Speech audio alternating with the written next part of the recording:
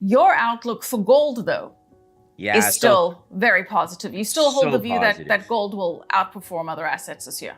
Yes, and I continue to be in that camp, and it's having a beautiful move up today on the day. Obviously, fear, any sort of fear, instability. Number one, people run into the US dollar right now. Number two, gold is that recipient. And weirdly enough, I know we'll get to it, but recently Bitcoin has been the recipient as well, which is really, really fascinating to see. But for me, gold is putting in a bull flag that started in 2020. And at some point, this is going to bust out to the upside and have a big move up. If you look at the 1970s chart, this is the same pattern price. In fact, I'll show this real quick. So we Go had ahead. this start here in 2018 on the chart where we went up for 2 years to 3 years. We've now consolidated for 2 to 3 years. If we go back to the 1970s, we can see that same sort of pattern recognition during that inflationary period. Gold went up for 2 years to 3 years, consolidated, and then the next rip took it from about $110 to almost $900 an ounce. Now, again, I don't think it's going to go to do a 9x or anything like that. I think a 4x, 3x is probably more in line because people have an option of Bitcoin and crypto now. But nonetheless, the history is repeating here as the inflation numbers are repeating. Couple of questions on gold. A 4x over what time period? I think, again, if you go back to the 70s, that occurred over about a 5-year span, 5 to 6 year span. So that's a pretty darn good return. I mean, we haven't seen returns on that in gold since the 1970s. So that would be sweet. Are you ready to call a bottom for gold for Yes. 2023? What Yes, level I is that do. at? I do think those October 2022 lows, which were around $1,615, I do look at that as being the low. You have a beautiful channel. We just have to break through that channel, which is around the $1,955 level. If that happens, you'll test 2070, which is that double top high. And then once that's gone, then you're going to see the money rush in. And if you think about it, right, if a recession does occur, which is the likely scenario, are investors going to still want to be in stocks with the fact that the Fed can't stimulate and get us out of a recession? What if we're in a 3-4 year recession? Where's money going? Well, the answer is there's two places. There's metals like gold, maybe silver, and then there's cryptocurrency like Bitcoin.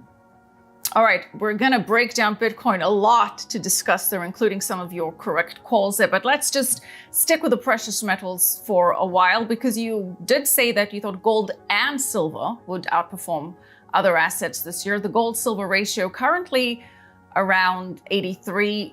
Do you think that silver is underpriced? Does it have more upside percentage-wise than gold at this point? It is slightly underpriced, but for good reason. So remember, we have to remember it's an industrial metal. So if the thinking is like mine, that again, the economic situation is going to slow down, well, then the industrial side of demand is going to slow as well. And I think that's why you're seeing that underperformance in the near term here. But ultimately, it's still a metal. And if inflation stays high for a longer period of time, you are going to see silver rush up. And eventually it will outperform gold, like historically it has. It's just this period of uncertainty with the economy and likely recession is keeping it under wraps. I still like it as a long, though. I think for me, the pure play for being a protection player of my assets is gold. But if you want that beta, that alpha, I should say, that return, then silver is where you got to look, probably late second half of 2023. So the consensus thinking, Gareth, has been that gold is going to hit a new all-time high in 2023. Does the same apply to silver, given, as you say, you've got the industrial use factor, which gets dragged down with a global recession? What's your 2023 silver outlook?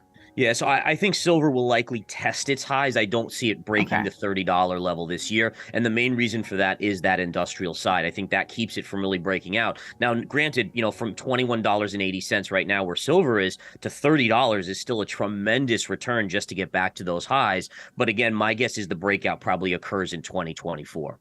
In 2024. And what would trigger that? I think that's just kind of more of the same in terms of the economics picture, maybe getting a little clarity, maybe a return to kind of a little bit more of industrial demand as we get later in 2024, or at least the expectation of that.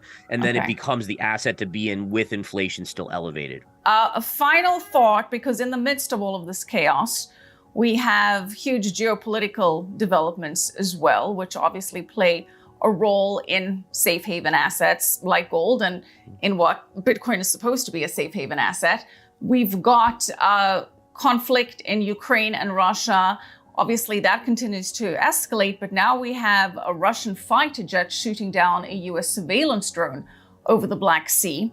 This is the first direct military confrontation between the US and Russia since the start of the war in Ukraine.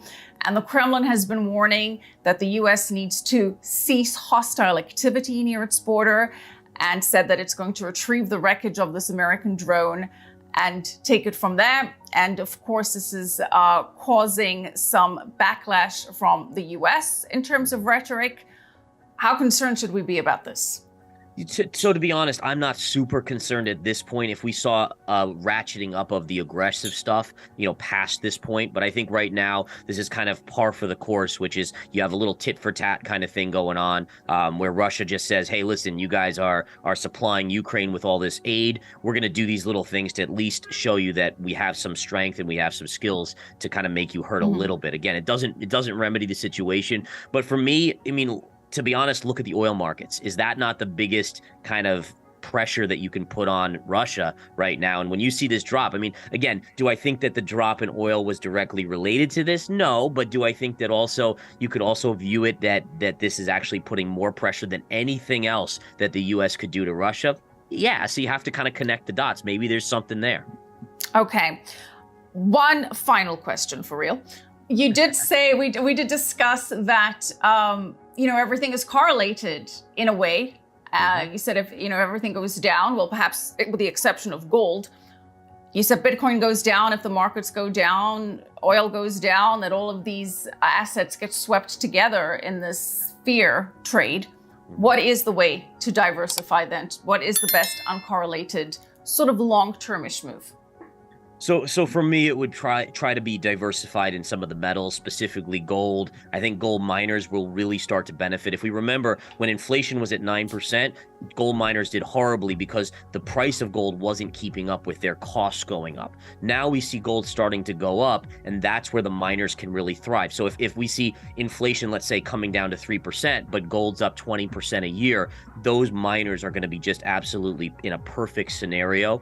So gold miners, and I think you start looking at some of the defensive plays. Like, what do people still need in a recession? They need drugs. So something like Amgen would be an interesting play, trading at the lower end of the chart recently. And maybe something like an IBM that pays a good dividend. I think people have to start looking for the safety plays versus the tech trade. The tech trade honestly has been so hot the last few days because everyone's rushing out of banks. I think that's a false flag, if you will. I think you got to be a little careful with the tech stocks because when a recession does hit, they're going to be the ones hit the worst.